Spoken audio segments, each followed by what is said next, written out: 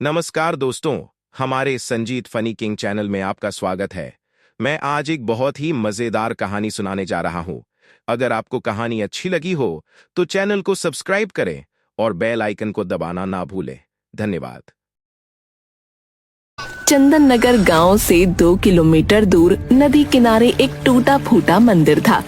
कहते हैं कि कभी चंदन नगर गांव उस नदी के किनारे बसा था, लेकिन बार बार बाढ़ आने के चलते और नदी की दिशा बदलने की वजह से 200 साल पहले चंदन नगर वर्तमान जगह पर बस गया। वो पुराना मंदिर आज भी नदी किनारे ही विराजमान है। इस मंदिर को गांव वाले भूतिया मंदिर भी कहते हैं। एक दिन बहुत तेज बारिश हो रही थी और बिजली भी चमक रही थी। गांव का भुवन काम से लौट रहा था। उसके कुछ ही दूरी पर गांव का नाई कनुआ कहीं से वापस लौट रहा था। अचानक से बिजली चमकी और मंदिर का घंटा बजने की आवाज आई। हे भगवान, आज क्या अनर्थ होगा पता नहीं, सब सुख रखना। तभी घंटे की आवाज और तेज होती गई और उसके सामने से कनुआ नाई उड़ता हुआ मंदिर की तरफ से गायब हो गया। नहीं, ऐसा नहीं हो सकता। कनुआ चाचा! थोड़ी देर में बारिश रुक गई और भुवन भागता हुआ कनुआ के घर जा पहुंचा। चाची, वो मंदिर। बताओ रे भुवन को क्या हुआ? इतना घबराए हुए क्यों हो? सब मंगल तो है ना? नहीं चाची, कनुआ चाचा मंदिर के घंटे की आवाज में गायब हो गए। नहीं, ऐसा नहीं हो सकता। कह तो कि झूठ है। मेरी आंखों के सामने चाचा मंदिर की तरफ उड़ते हुए चले गए। मुझे माफ कर दो चाची, मैं कुछ नहीं कर सका। धीरज धरो बहू, अब इन गांव वालों को सब पता नहीं किन पापों का फल मिल रहा है। पिताजी, बहुत प्यास लगी है। एक बोतल पानी लाया था, वो दोपहर में ही खत्म हो गया था। जा नदी किनारे जाकर पी ले। क्या पिताजी, 1.5 किलोमीटर पानी पीने के लिए जाऊं? क्यों ना हम अपने खेत में एक कुआं खोद लें। मेरे सपने में भी आता है कि हमारे खेत में एक कुआं है। चल चुपचाप अपना काम कर। जब देखो उल्टा पुल्टा बात करता रहता है, आलसी कहीं का। 1.5 किलोमीटर चलने के चलते इनको खेत में ही कुआं चाहिए। अरे सपना में कुआं दिखता है? कल आलू भी निकलना है, माँ भी आएगी, 2 बोतल पानी भर लेना। माँ देखो ना, बोतल से पानी खेत में गिर गया। प्यास लगी है, क्यों ना हम अपने खेत में कुआं खोदें। सचमुच मेरे सपने में दिखता है कि अपने खेत में एक कुआं है। अब तो शाम हो ही गई है, घर जाकर पानी पी लेना बेटा। माँ, मैं थोड़ा चेतन के पास जाऊंगा, तुम लोग घर चले जाना। मैं उससे मिलकर रात में घर लौटूंगा। रतन और सुनीता घर चले जाते हैं। बंकू अपने दोस्त चेतन से मिलने जाता है। रात में घर पर, बेटी सुमति, पिताजी को थोड़ा खाना दे आ। रात के 9 बज गए हैं, नहीं तो वो सो जाएंगे। पता नहीं ये बंकू कहाँ रह गया। लाओ माँ, मैं दे देती हूँ। रतन के पास जाकर, पिताजी ये लीजिए आपका खाना। ठीक है बेटा, लाओ। बंकू अभी घर लौटा या नहीं अभी तक? नहीं पापा, बंकू भैया अभी तक नहीं आए हैं। तभी पुराने मंदिर के घंटे के बजने की आवाज आती है। आज वर्षों बाद पुराने मंदिर का घंटा बजा था। बहुत दिनों बाद आज फिर पुराने मंदिर के घंटे बज रहे हैं। जरूर कुछ अनर्थ होने वाला है। यह बंकू ना जाने कहाँ रह गया। तभी सुनीता दौड़ती हुई आती है। अजी सुनते हो, बाहर पुराने मंदिर के घंटे बज रहे हैं। अभी तक बंकू भी घर नहीं लौटा। गजब हो गया, जाने क्या होने वाला है। अरे भाग्यवान, आ जाएगा। घंटे की आवाज सुनी होगी तो वह अपने दोस्त के घर ही रुक गया होगा फिलहाल।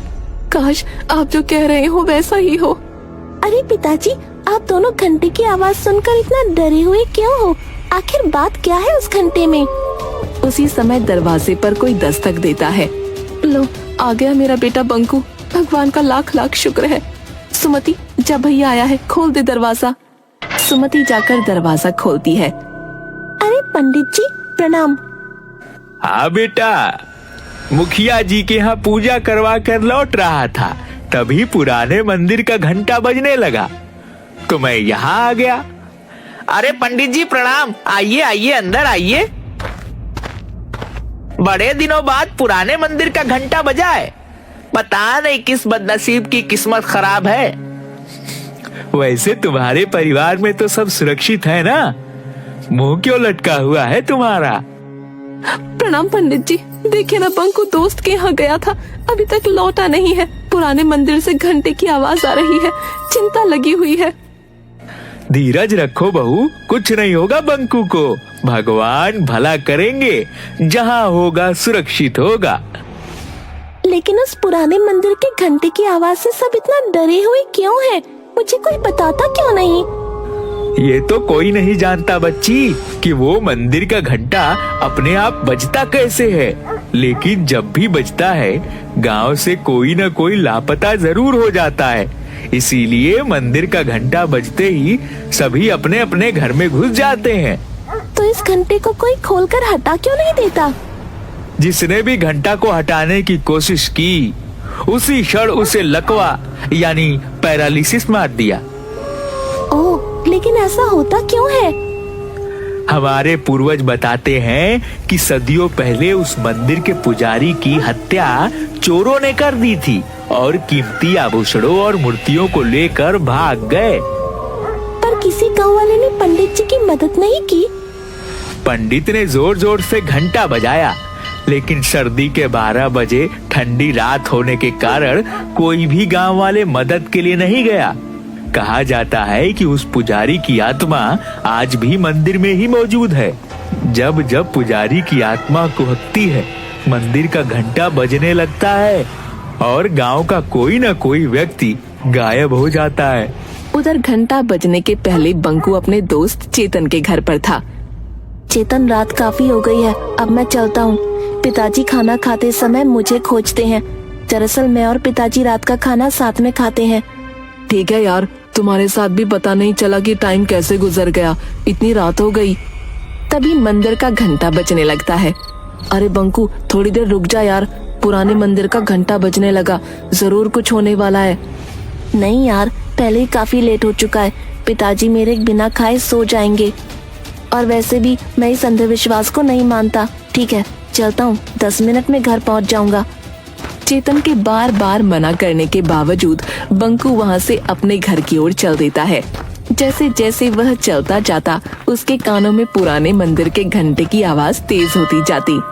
घंटे की आवाज अब उसके कानों में इतनी तेज हो गई कि वो दोनों हाथों से कानों को ढक लेता है। फिर भी घंटे की आवाज उसके कानों में नश्तर की तरह चुभ रही थी। इस दौरान कब उसका पैर मंदिर की ओर चल पड़ा, उसे पता भी नहीं चला।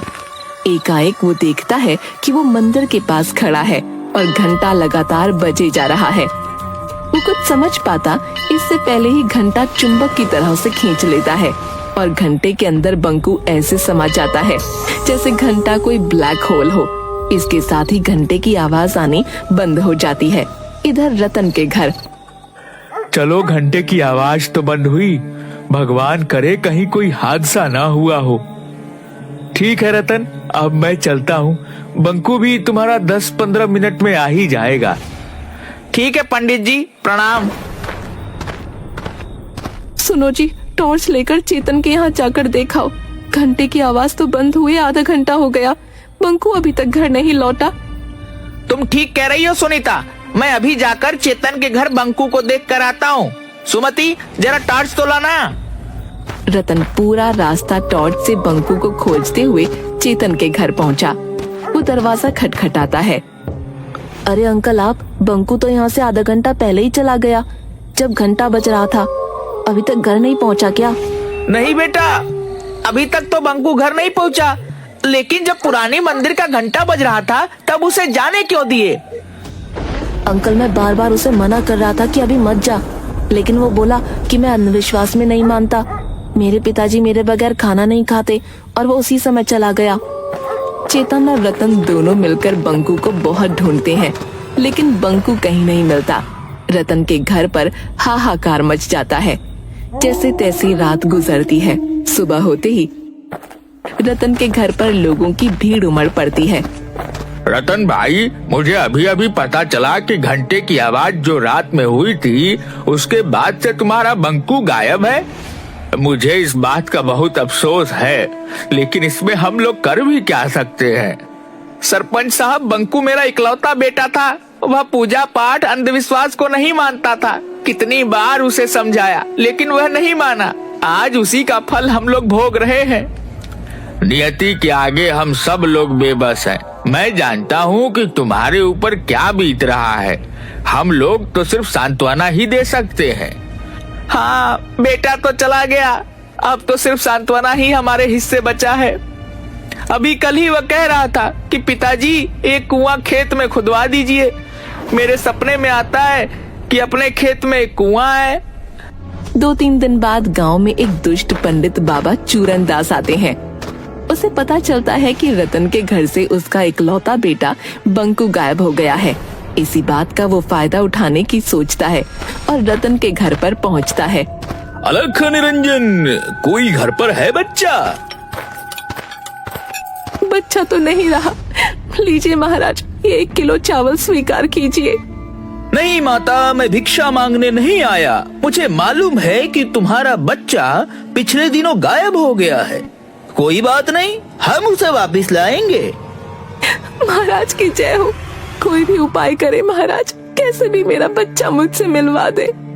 नारायण नारायण, तुम्हारा बच्चा तुम्हें जरूर मिलेगा माता। बस थोड़ा सा दान पुण्य करना होगा। घर में जितना भी सोना है उसका त्याग करना होगा। महाराज, सोने जैसे बेटे के सामने ये नकली सोना किस काम का। मैं अभी आपको घर में रखा सारा सोना जेवर लाकर देती हूँ।